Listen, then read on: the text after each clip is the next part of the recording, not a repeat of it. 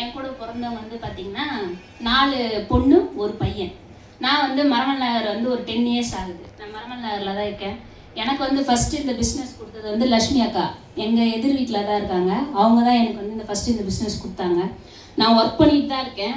Work பண்ணிட்டும் நான் ஏதாவது ஒரு விஷயம் பண்ணணும் அப்படின்னா எதுக்காக அதுக்கான ரீசன் என்னன்னு கேட்டிங்கன்னா என்னை பொறுத்த வரைக்கும் என் பசங்களை தான் ஃபர்ஸ்ட் ஆஃப் ஆல் சொல்வேன். ஏன்னா என் பசங்களுடைய லைஃப் தான் நான் அப்படின்னு தான் நான் ட்ராவல் பண்ணுறேன்.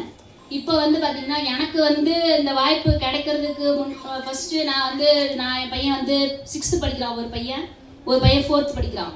அவன் ட்ரம்ஸ் வாசிப்பான். நான் ஃபர்ஸ்ட் ஆஃப் ஆல் வந்து அண்ணன் எங்கள் மரமல் நகருக்கு வர்றதுக்கு முன்னாடி லக்ஷ்மி மேம் லக்ஷ்மி மேம் வந்து என்கிட்ட கேட்டாங்க, காயத்ரி நீ வா இந்த பிஸ்னஸ்க்குன்னு சொன்னப்பா 4700 ரூபாயோ. அப்பா நான் வரல. ஏன்னா என்னுடைய விஷயம் எப்படி இருக்கும் அப்படின்னீங்கன்னா 4700 ரூபா கூட இன்னும் 2000 ரூபா போட்டால் நான் 6800 ரூபா கட்டி என் பையனுடைய ட்ரம்ஸ் ஃபீஸுக்கு நான் கட்டி அவன் எக்ஸாம் எழுதுவான். அப்படிதான் என்னுடைய மைண்ட் இருந்தது. அன்றைக்கி 2000 ரூபா நான் போட்டு நான் அவனுக்கு ட்ரம்ஸ் ஃபீஸ் கட்டணும் அப்படின்னு தான் நான் யோசிச்சுட்டு இருந்தேன். அதையும் தாண்டி நீ நல்லா சம்பாதிக்கலாம் வான்னு கூப்பிட்டுருக்காங்க. சரி நானும் அதை ட்ரை பண்ணலான்னு எனக்கு நீங்கள் எல்லாரும் சொல்கிற மாதிரி இந்த விஷயம் லேட்டாக கிடைக்குன்றதை நான் உணர்ந்துருக்கேன். எப்படின்னா எல்லாமே சீக்கிரமாக நம்ம வெற்றி டீம்லேயே எல்லாருக்கும் சீக்கிரமாக எல்லா விஷயமும் நடந்துடும்.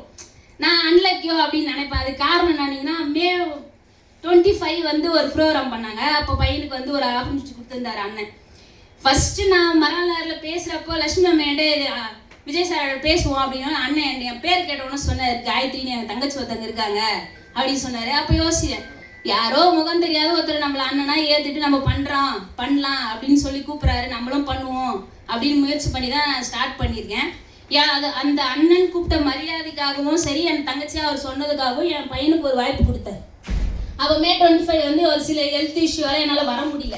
அப்போ நான் அண்ணன்கிட்ட ஃபோன் பண்ணி நான் சொல்லணும் ஹெல்த் இஷ்யூன்னு வரல அண்ணன். ஆனால் அங்கே அவ்வளோ பேர் வந்திருப்பாங்க. ஒரு ஜூம் மீட்டிங்கில் ஒரு 200 பேர் முன்னாடி கண்டென்ட் பண்ணுறப்ப சொன்னார், ஒரு குட்டி ஹீரோ வருவார். என் பையனை ஹீரோவாக சொன்ன முதல் ஆள் தேங்க்ஸ் தான். ஒரு ஹீரோ வருவார் வந்து உங்களை வந்து மாஸ் பண்ணுவார் அப்படின்ற ஒரு வார்த்தை சொன்னார். அந்த ஜூமில் வந்து ஒரு 200 பேர் கிட்ட இருந்தாங்க. ரித்திஷ் எங்கள் அண்ணனை பார்த்தேன், என் பாப்பாவை பார்த்தேன், என் ஃபேமிலின்னு ஒன்று இருக்குது, நான் அந்த வீட்டெல்லாம் பார்த்தேன்னு சொன்னார். அப்படிப்பட்ட ஒரு சொல்லி ஒரு வாய்ப்பு கொடுக்குறப்ப என்னால் மிஸ் பண்ணிட்டேன். அதே மாதிரி எல்லாரும் விஜய் கோர்னு ஒரு இது பண்ணாங்க. அதுலேயும் நான் செலக்ட் ஆனேன். அதில் ஒரு ரொம்ப சந்தோஷம். அதில் செலக்ட் ஆகி நான் அதுலேயும் வந்தேன். அதில் செலக்ட் ஆனே தவிர என் லக்கு செலக்ட் ஆனது அன்லக்கு நான் அதில் போய் ஜாயின் பண்ணாது. ஏன்னா அந்த மீட்டிங்க்கு வந்து நான் என்னால் போக முடியல. ஏன்னா அக்கா பொண்ணு மேரேஜ் வச்சுருந்தாங்க. May 4 அக்கா பொண்ணு மேரேஜ். நான் அக்கா பொண்ணு மேரேஜ் போயிட்டேன். நீ எப்படியாவது வந்துருன்னு எல்லாரும் சொன்னாங்க. அப்பயுமே என்னால் வர முடியல. அதையும் நான் மிஸ் பண்ணிட்டேன். எல்லாத்தையும் மிஸ் பண்ணதுக்கு அப்புறமா லாஸ்ட்டுக்கு எல்லாரும் டைமும் முடிக்கிறாங்க, நம்ம மட்டும் முடிக்கல. June 25 வரைக்கும் தான் நான் வந்து உட்காந்துட்டு இருந்தேன். ஃபேமிலியோடு வந்தேன். அண்ணன் என்கிட்ட கொடுக்குறப்ப நாங்கள் லைனாக உட்காந்துருந்தோம். நான் கான்சின் அக்கா, சகுந்தலா அக்கா எல்லாரும் லைனாக உட்காந்துருந்தோம். லட்சுமி மேடம் முடிச்சிட்டாங்க, சகுந்தலா அக்கா முடிச்சிட்டாங்க, கான்சின். அந்த டீம்ல நான் மட்டும்தான் 4 பேர்ல நான் மட்டும்தான் உட்காந்துருந்தேன் முடிக்காத ஆள். நெக்ஸ்ட் அண்ணா அவருக்கு என் பையன்கிட்ட டிராஃபி கொடுத்து லட்சுமி அக்கா டிராஃபி வாங்கி என் பையன்கிட்ட கொடுத்து நெக்ஸ்ட் இந்த டிராஃபி என் பையன்கிட்ட கொடுக்கணும், நம்ம முடிக்கணும்னு அவர் சொன்னார்.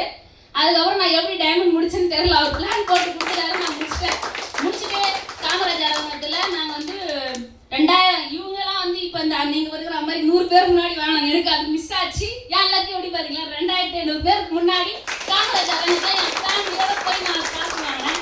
அதுதான் எனக்கு கொடுத்தது. இந்த மாதிரி தான் நான் ட்ராவல் பண்ணுறேன். இந்த வெற்றி கோரிலையே எனக்கு லேட்டாக கிடச்சிது.